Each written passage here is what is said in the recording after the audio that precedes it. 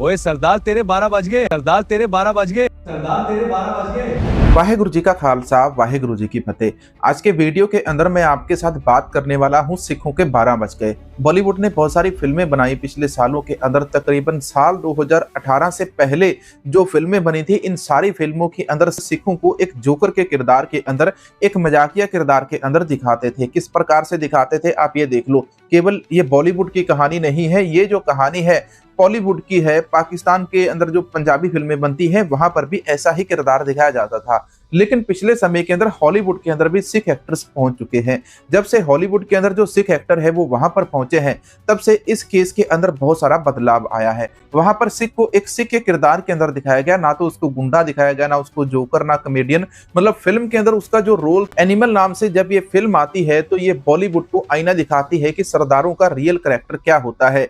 12 बजे की कहानी क्या है इसका भी मैं आगे जिक्र करूंगा। यहाँ पर जो बॉलीवुड है वो लंबे समय से मजाक उड़ा रहा था, लेकिन एनिमल मूवी के अंदर सरदारों का जो कैरेक्टर होता है, जो उनकी दिख होती है, जो उनकी लुक होती है, वैसी की वैसी ही फिल्म के अंदर दिखाई गई। अगर लड़ना है तो लड़ना है, भागना है तो भागना है, मरना है तो मरना है। मतलब वो वाली चीज यहाँ पर फीलिंग इस मूवी के अंदर दिखाई गई। उस मूवी के पोस्ट क्रेडिट सीन के अंदर आप लोगों ने देखा होगा कि जो सरदार जी है, इन्होंने दिल्ली के अंदर, इनकी एक असल घटना मैं बताता हूँ। पिछले समय के अंदर तकरीबन 2-3 साल पहले इन्होंने दिल्ली के अंदर एक महिला को बचाया था। एक लड़की एक फ्लाईओवर के ऊपर से जा रही थी और उस समय से वो फ्लाईओवर के ऊपर से गिर जाती है। जब वो गिर जाती है तो वहां पर यही जो सरदार जी हैं, ये वाले सरदार जी वहां पर अपनी दस्तार उतार कर उस लड़की का रेस्क्यू करते हैं और उसको वहां से जिंदा बचा लेते हैं, वरना अगर वो लड़की ऊपर से गिरती तो मर जाती। सरदारों का करैक्टर ये है, सरदार कहीं पर भी सामने बुरा होता हुआ नहीं देख सकता है। और यही चीज हमारी जो 12 बजे का किस्सा है उसके साथ जुड़ती है।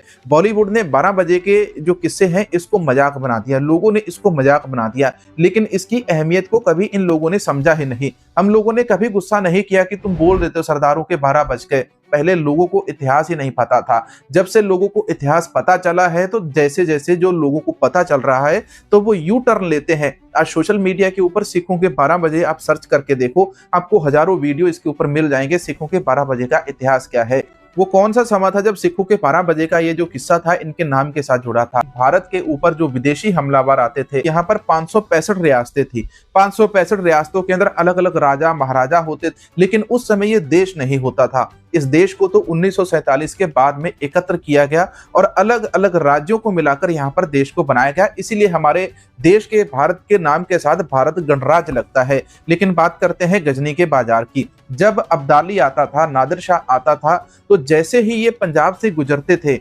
पंजाब से जाते समय तो इनको लूट लिया जाता था। सिंह इनसे जो खजाना ये भारत से लूटकर अलग अलग राज्यों से लेकर जाते थे तो इनसे वो सारा खजाना लूट लेते थे। लेकिन साथ के साथ ये क्या करते थे, जो बहु बेटियों को ये किडनैप करके नादिर शाह और अब्दाली जैसे लोग भारत से ले जाते थे। अलग अलग दिल्ली से ले गए, राजस्थान से ले गए, मध्य प्रदेश से ले गए, यूपी बिहार, इन स्टेटों से ले गए।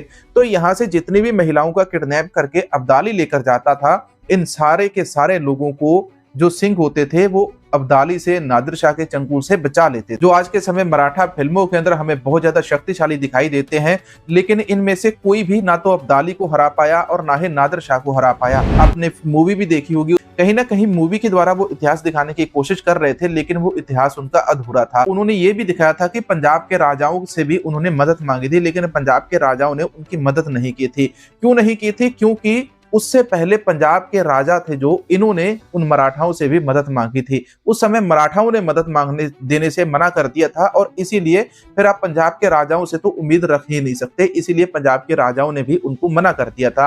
अब जब अब्दाली और नादिर शाह दिल्ली से, देश के अलग अलग हिस्सों से, अलग अलग राज्यों से, अलग अलग रियासतों से बहु बेटियों को किडनैप कर लेते थे, उनके ऊपर हमला करते थे। जिस तरफ अब्दाली की सेना जाती या नादिर शाह की सेना जाती, तो आज तक, मतलब उस समय तक, जब तक उनका टाकरा सिंहों के साथ नहीं हुआ था, तब तक उनको पूरे इस भारत साम्राज्य के अंदर कोई भी नहीं हरा पाया था। ना कोई मराठा, ना कोई राजपूत और ना ही कोई और। जितने भी राजपूत राजा होते थे अपनी बेटियों की शादी उनके साथ करके उनको वापस भेज देते थे और करोड़ों अरबों रुपए का खजाना भी उनको देते थे। ऐसे समय के अंदर सामने आते हैं गुरु के सिंह खालसा अकाल की फौज। ये अकाल की फौज ही उस नादिर शाह और अब्दाली को हराती है। पंजाब से गुजरते थे, वापस अपने अफगान की तरफ जाते थे, अफगान से हमलावर होकर वहां से आते थे। पंजाब की धरती लाहौर से होकर ये दिल्ली पहुंच जाते थे। लेकिन जब इधर से वापस जाते थे तब इनको पंजाब के रास्ते से ही वापस जाना होता था। जब उधर से तो ये तेजी से आते और निकल जाते, लेकिन जब इधर से जाते तो लूटपाट करके जाते, धीरे धीरे जाते। अब इनके पास गड्ढे भरे होते थे खजाने के। अब जब उनको लाद कर यहाँ से ये अफगान की तरफ ले जाते हैं तो पंजाब के रास्ते के अंदर नदियां पड़ती हैं, दरिया पड़ते हैं, सतलुज, ब्यास, रावी, चनाब, झेलम। तो जब अब्दाली को यहाँ से होकर गुजरना था तो इसको नदियों के बीच में से ही होकर गुजरना पड़ता था। 400 साल पहले, 300 साल पहले ऐसे पक्के पुल कंस्ट्रक्शन नहीं थे, ना ही ऐसी सड़कें बनी थी। जंगल के बीच में से रास्ते जाते थे और वहीं पेड़ पौधे बहुत थे। दूसरी तरफ नदियों के बीच में से, पानी के बीच में से होकर गुजरना पड़ता था। एक बार हरियाणा के, शायद यूपी के कुछ लोग थे, जब दिवाली का समय था तो दिवाली के ऊपर वो सिंघों के पास पहुंचे और उन्होंने जाके अर्ज की कि सिंह साहब जी, हमारी कोई भी इस देश के अंदर मदद नहीं करता है, हमारी कोई भी सुनवाई नहीं करता है। हम आपके पास अर्ज लेकर आए हैं। हमने सुना है कि गुरु का खालसा कभी किसी की नहीं मोड़ता है। खालसे के सामने झोली फैलाई गई तो खालसे ने कहा कि खालसे के द्वार आप आए हैं, चाहे आप दुश्मन हो चाहे आप मित्र हो, तो हम आपकी मदद करेंगे, बताइए आपकी क्या दिक्कत है। तो उन्होंने कहा कि अब्दाली हमारी बेटियों को यहाँ से ले जा रहा है, वो पैसा भी ले गया है और ऊपर से हमारी बेटियों को भी किडनैप करके ले गया है, तो हमारी बच्चियों को वहां से आप बचा कर ले आइए। वहां पर अब्दाली को ढूंढकर उसके जहां पर उसने लड़कियों को बंदी बनाकर रखा हुआ था तो वहां पर हमला करते हैं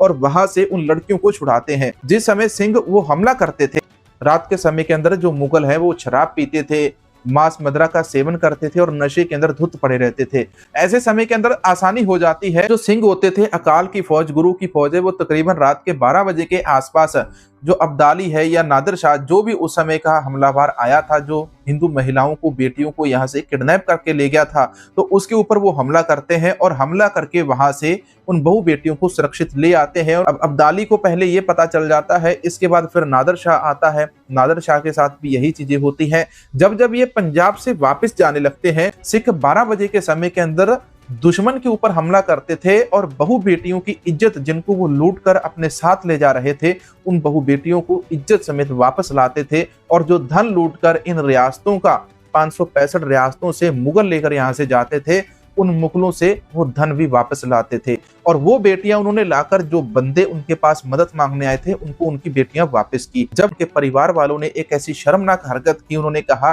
कि इन बेटियों को तो मुगल ले गए थे, हम इनको नहीं लेंगे। उनके पतियों ने भी ये कह दिया कि इनको तो मुगल ले गए थे, ये अपवित्र हो गई है, इसलिए हम इनको अपने घर के अंदर नहीं रखेंगे, हम इनको मार देंगे या आप इनको अपने पास रख लो।